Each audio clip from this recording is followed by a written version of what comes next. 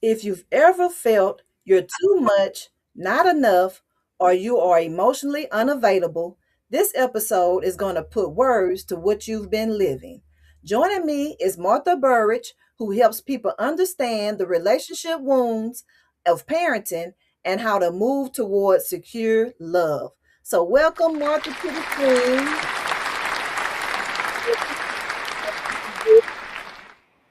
Welcome to Girl Talk Mental Health. So, Thank you. I'm let them happy to be here. tell the viewers a little bit about who you are.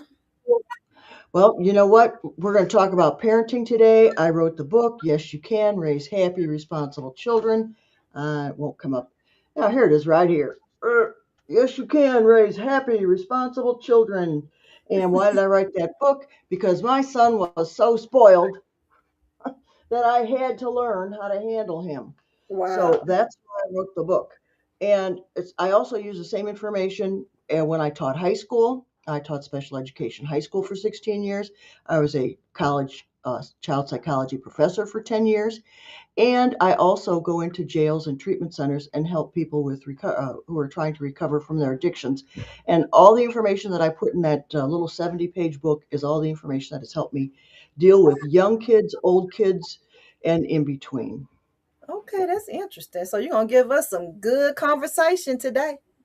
Oh, I got lots of good tips and stories. All right, you ready to dive in? Ready to roll. Okay, so when you say be there for your children, what does that look like in real life, emotionally, mentally, and physically, especially for busy parents? Yeah, that's good. You know what? The truth of the matter is we can't be there all the time for our children. When the child's a baby, you need to be there.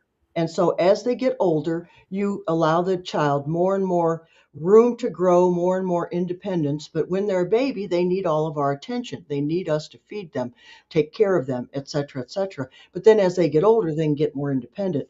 So as your children get older, you need to let them do things. Stop doing things for your children from the very beginning. As soon as the child can hold a cup, let them hold a cup. As soon as a child can, a 1 year old can match socks. They're not going to do it perfectly, but they can put the blue sock with the blue sock. Have your children picking up, helping, putting their dishes in the sink. You pick up the baby, you put the dish in their hand, you say, put this in the sink. Get them to realize that, guess what? The world ain't my oyster. I'm here for the world. The world is not here to serve me. I am a part of a big, big, big plan. And an important part of that plan is me to do my part to help make it easier for the rest of the world. Wow, that's impactful. And I know a lot of parents needed to hear that, especially the busy ones who feel like they Mhm. have to do everything on their own. The kids are too small to do this. They don't do it right. That's a big one. So what do you think about when parents like take over the chores, like because they're not doing it the way they want them to do it? Right. And then your child gets to be 10 or 12, they won't do anything. They'll just stop doing anything. Why? Because no matter what they do, it's never good enough for you. And so they think, well, why should I bother? And then they start playing the game of, helplessness. Oh, well, I can't do it good enough anyway. And then they just plain won't do it. You'll say, well, you need to wash your dishes. Oh, well, I'm busy or whatever, because they know that you're going to criticize them. And no matter what they do, it's never good enough. I had a stepmother. Okay, my mother wanted me to always wash the glasses first. That Mhm. was how you did the dishes. Well, my stepmother, no, that's wrong. You got to do the silverware first. So no matter whose house I was at, I was always wrong. Somebody's house, I was doing something wrong. So I didn't want to do it, but I wanted things to be clean. But then, they would criticize me. Why are you doing it that way? Ugh, no matter what I do, I'm wrong. Could you just let me get it done? Right. Could you just, and the same with little kids. Of course, they're going to screw it up. You're going to have to let them. You're going to have to learn some patience. You're going to have to learn some tolerance. That's a very big word that Mhm. little children really need us to be tolerant. Tolerant of mistakes and accidents and helping them clean it up and not doing things perfectly. But we can't be tolerant of them, disregarding what other people need, being insulting, being rude, hurting people. That can't be ignored. That does has to have to be discussed and talked about. But talking about just regular little things happening with kids. You have to let them experiment and find out. Oh, I got to tell you a story right now. When I was teaching child psychology, one of the moms came to me and she goes, "My son put his shoes in the microwave." I said, "Oh my goodness, he put his shoes in the microwave. What did you do?" She goes, "I spanked him." I said, "Spanked him? Why?" "He did a bad thing." I said, "Honey, how many things has he seen you put in that microwave that he has no idea are food?" He Right, was right. experimenting, and you just punished him for experimenting. Better that when he did it, you say, "Ooh, ooh, ooh, no, no, no. Never, never, never go to the microwave without mom or dad right there to help you. You never push the buttons, only we do. Don't ever put anything in that microwave." Give the child, tell the child what's going on. But now she spanked him, so now what? Guess what? Now he's afraid to do anything. He's afraid to experiment. Oh, I'll be wrong. I'll do it wrong. And people who are afraid to experiment, they're the ones that they're afraid to go after the things they really want because they're not good enough. Oh, I might not do it good enough. They don't get the people they really want in their lives. They don't get the jobs they really want because they're afraid. They're afraid to make a Wow. mistake, to do it wrong. That's good. That's good information. So parents are actually hurting themselves when they thinking that they're really, let me do it faster or better or something like that. And then I tell parents too, when they're burnt out because they have to do everything and they feel like nobody is helping them, like what you Hmm. were saying with that example with the dishes. The goal is to get the dishes washed. I don't care if you do the plate first or this first, however you do it. Focus on Yeah, the goal, the end result. And if they get the end result right, that's all that matters. Who cares about the steps and which steps the order the steps were in, right? exactly. And I'm going to give some really, I think, useful advice for parents of very young children. Pretty much as soon as that baby's born, if I were you, I'd buy a little potty. I'd buy a potty and put the little stuffed animal sitting on that potty where the baby sees it all the time. And then every once in a while, drop a Tootsie Roll in there and talk to the baby about how the animal went potty or the doll went potty or whatever. And just have those conversations so that as soon as the child can sit up, you can start putting them on the potty with you right there, at times when you know they're going to go, so you can start getting them used to the potty and learning that that's what it's for. Now, okay, that's the potty. As soon as your child is when they're very young, you start showing them, everybody has a job. I would buy a broom, a child-sized broom. So as soon as that child can start is steady on their feet, give them their own little broom to help them clean, or their own little toy vacuum cleaner, or whatever it is. Make those things a part of their lives because it's a part of our lives, isn't it? A cleanly, organized environment is very important for good mental health. And now that you say that, when we were kids, for Christmas, we would get those little vacuum cleaners and those little brooms and dish sets and the sink to wash Yes. the dishes and stuff. I don't even really see those in the stores anymore. All you see is Oh, video games and electronics and those types of things. Yeah, they need to right, go right. back to the basics, huh? Use their minds. And I remember I was 3 years old. I got a little kitchen. Oh my God, a little, sink and refrigerator. Oh, I absolutely loved that thing. And you loved yours too. And I had the little easy bake oven. Oh my goodness, I was in heaven. Mhm. Those are the things children love. They need to have things. You know what? Every little boy should, and little girl, a little plumber set. You should go to them and show them how the toilet works, how the plumbing works. Oh, that's the hot water pipe. That's the cold water pipe.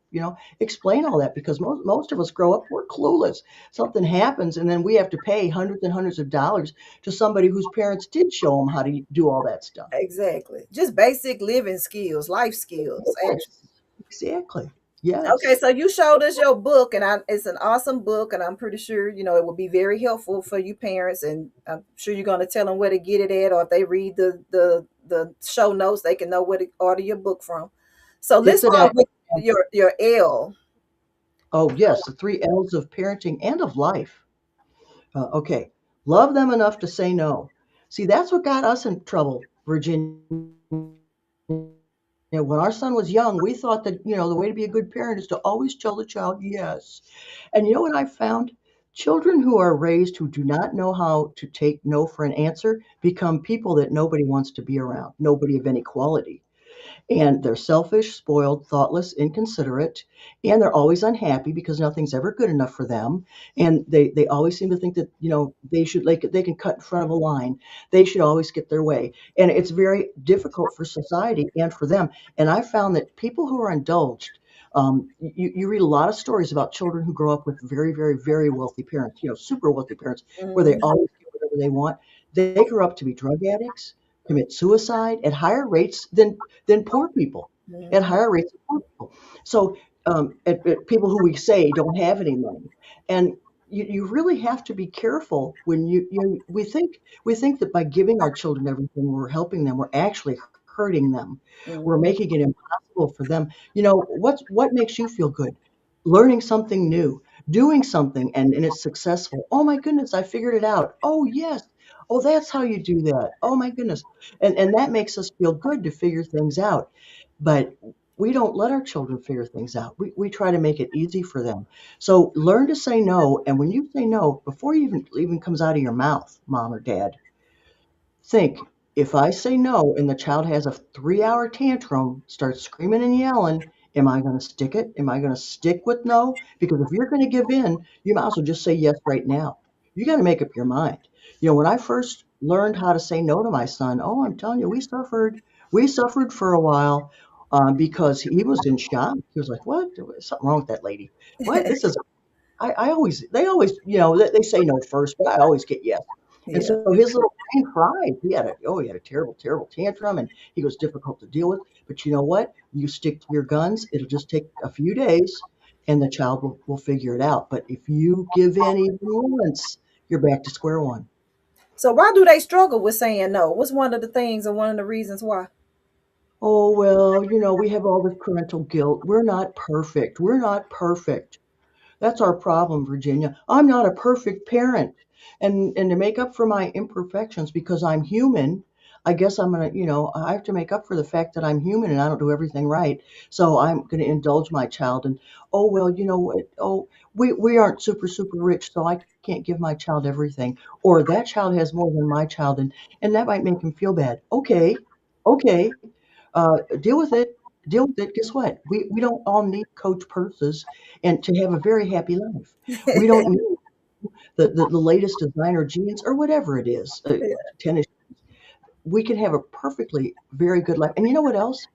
Every time we buy something like that, there are people and animals who need us and who need that money.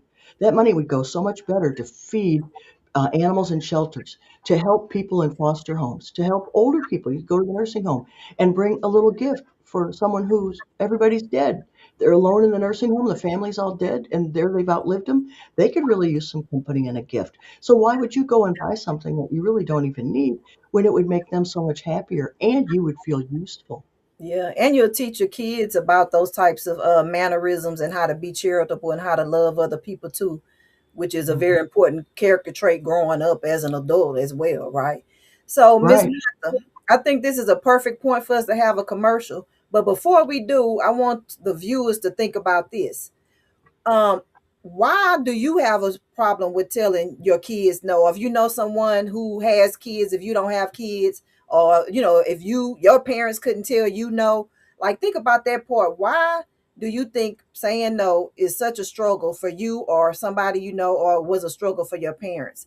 And then we will be right back, and then Miss Martha is going to continue helping us with being better parents, and you don't want to miss because she has the second and the third L, and you really need these tips. So you see you for the second half. Stay tuned.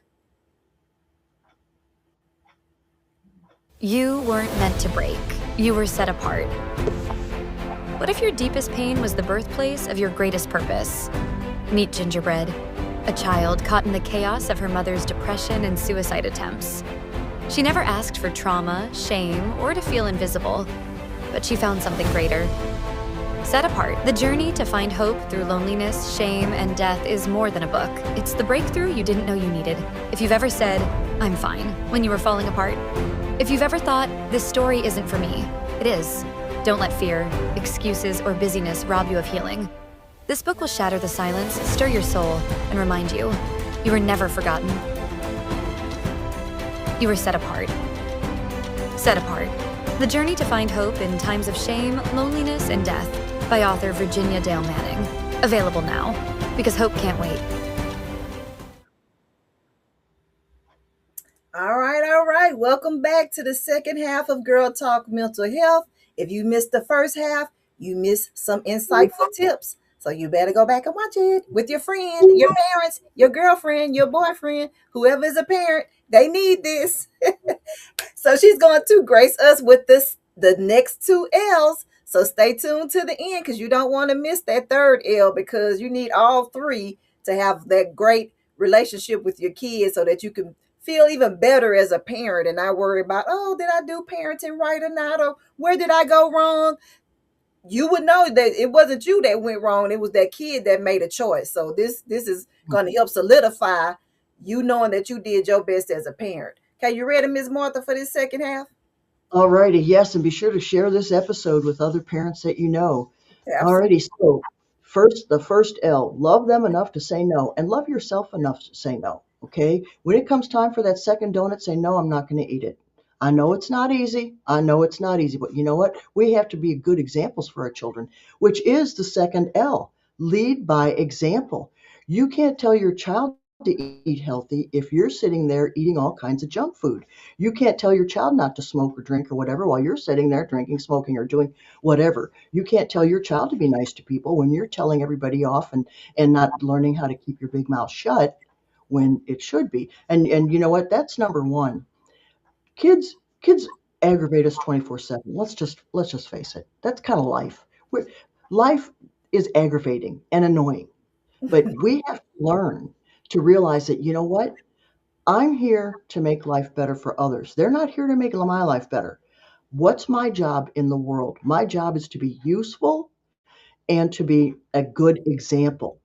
That doesn't mean I'm a doormat. That doesn't mean I don't know how to say no, because that's the number one thing is that we need to have boundaries. We need to learn how to say no to ourselves and to others in a good way, in a kind way. Well, anyway, so learn to say no. Lead by example. Be the example you want to see in the world. Stop saying they should do this and he should do that and she should. No. How about you look in the mirror? What can you do today to be the example of the person you want to see in the world? Because guess what? People, not even animals, are going to jump to our tune. Okay. And in fact, here, I'll give you another example. All right. So my dog, oh Lord, my dog. So he knows he gets up on the counter. Now, if I get up and tell him to get down, he'll get down because I'm right there, right? Now, so this goes with kids too. Don't just yell across the room, stop running. Get up, look the child in the eye and say, walk. I don't want you, and tell him what you do not want, not what you don't want. So, if I want him to get his paws off the counter, paws off the counter, get your paws on the floor. So that's what I want. I want his paws on the floor. One day I'm sitting there, I'm eating my lunch, and the dog gets up, got his paws on the counter, and he looks back at me. And I said, "Get your paws off the counter." And you could see his little brain, like, "I know you're not going to get up. You're eating. Ha ha. I'm not moving." So animals, like children, they respond when we do the right thing, which is lead by example and get up. Now, let's say your child's running in the house and you get up and you say, no running in the house. If you run again, you're going outside. Well, then of course they're going to run again because they're kids, right? And then, rather than yelling across the room, stop running, blah blah blah. You get up and you say, "I see you decided to go outside." The child go, "Oh no, I'll be better. I know you will. Outside. Here's your coat. Go. I'll see you in 15 minutes. I'll set a timer. I'll see you in 15, 20 minutes. When the timer goes off, I'll open the door and you can come back in." So whatever you tell the child you're going to do it. But don't be mean. Don't be aggravated. Stop having all your little fits and that's the 20th time you've done that. Well, I guess he's done it the 20th time because you didn't get up the first 19, did you? So, you know, a lot of times we can trace things. Going in on y'all today, parents. She going in on y'all. Yeah, she going in on y'all. Well, you know what? When we see what we want in the world, why is that usually? Because of us. The world, we missed a step somewhere. It doesn't mean we're bad. It means we need to learn to do better. And that's really what life is, isn't it? Every single day. Every single day we have to figure out a way to do something better, figure out a way to make somebody feel better, figure out a way to make somebody behave better. So So what you yeah. think is the top behavior that kids copy when we don't even realize it? What's one of the top ones? Oh my goodness, probably how we treat other people. Mm. How we treat other people. When they were, okay, mom and dad's gone, and mom's sitting there whining about dad. he didn't this and your father that and blah blah blah, or she's talking to her friends on the phone about him. Kids hear that. And you know what children think when they hear you talking about other people behind their backs? The children think, I wonder what she says when I'm not here, what she True. says about, because if all you Mhm. do is talk negative about other people, I have a rule. I only speak positive. I only speak positive. And if I have to have a discussion with somebody, I have to say, you know what? I'm concerned about such and such. We need to talk. Oh, and that's another thing. Parents, do not chastise your children at meal times. Meal times are for fun. Meal times are for family time or for people bonding. If you have to talk to your child about a behavior, you didn't act right at school, your teacher called me, whatever, you make an appointment. You say, you know what? We're going to talk about this tonight at 8 o'clock. Okay. And then don't talk about it until then and find a solution then, but don't admonish and give your children trouble at mealtime. That's not fair to them. And also breakfast, make breakfast as pleasant as possible. Here's another thing.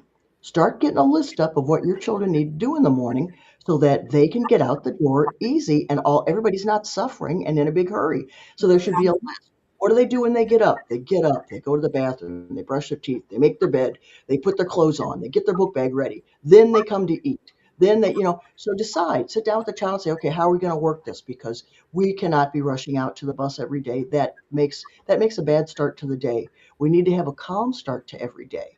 So how can we do this? Should we lay out our clothes the night before? You need to have these discussions with your children, with your family. That's good. That's good. And what about And that what about third? that? Oh, the third L? Okay, let's see. Love them enough to say no. Lead by example. Oh, this one, some parents just can't handle this one at all. Let them fail. Ooh, let them go and hear no, no, no. Go ask the neighbor, go ask somebody, go ask. In fact, you need to go and start learning to take no for an answer. So just ask people for stuff. So you'll go to a friend and say, hey, give me a buck, would you?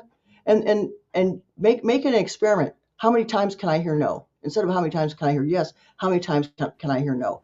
Start asking questions people are going to say no to so that you can get that sting of no away from you. But anyway, so we're always shielding our children. Oh, he might be disappointed. Oh, I don't want him to go for that. He might not get it. Let's say your 12-year-old comes home from school and they go, guess what? They're having a play at school. They're having a play at school. I'm going to try out for the lead. Oh, honey, I'm glad they're having a play, but the lead. Oh, you might not get the lead. Why don't you try to be one of the trees? You'll probably get that part. See, and now we're going back to going for things we think we can have rather than what we really want.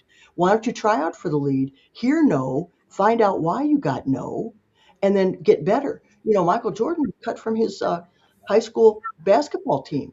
The coach said he was lazy and didn't work hard. We're talking about Michael Jordan, one of the Okay, best. look at him today. Pardon?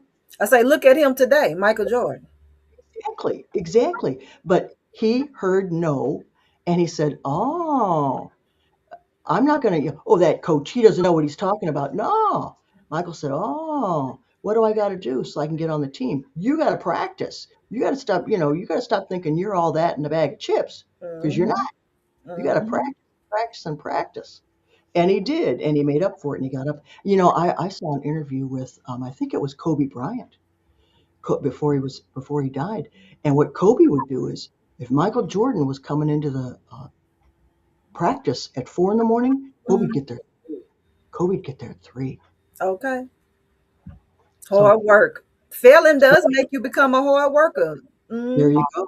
And how many times, people think people have it so easy. Oh, he's never failed. Oh, please. If you please. see anybody who succeeded, they have failed and lost money and time and who knows what else. So stop thinking that the world has it easier than you, because you look on social media and people are fake, fake, fake, fake, fake. Mhm. They're not going Fake. to put junk on social media. So stop believing it. Stop thinking. And have you ever heard that story, Virginia, about how they'll say, look, you got troubles? Okay, here's what we're going to do. Go put your troubles in the middle of the floor. Now, everybody talk about your troubles. Everybody. Okay, now that you know everybody else's troubles, why don't you go pick up somebody else's troubles? Well, guess what? Everybody goes and picks up their own troubles back because everybody else is worse.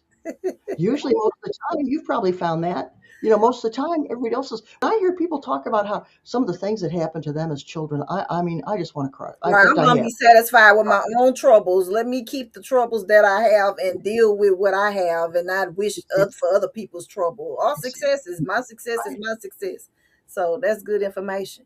Well, And stuff. those are some great three L's. Okay, and they're in that book, right? So they need to go grab that book for those three L's. It's, So it's at tell them where Amazon. they can connect with you at, and where to get your book from, or any other offer that you have available. Yep. The book is at Amazon and at every bookstore. And you know what? If you have a local library, go to the library. Ask them to carry that. Carry it. Yes, you can. Raise Happy, Responsible Children by Martha Burich. And that book is endorsed by Jack Canfield, the co-author of Yeah, Chicken Soup for the Soul. chicken soup. Jack said this book has the potential to change the lives of families worldwide. And he's Okay. right, because it changed the life of my family. It's got 5-star reviews, every one of them on Amazon. I know a woman has 4 children, got the book. She keeps it with her all the time. And So reread it, reread it. yes, it's very, very, very useful.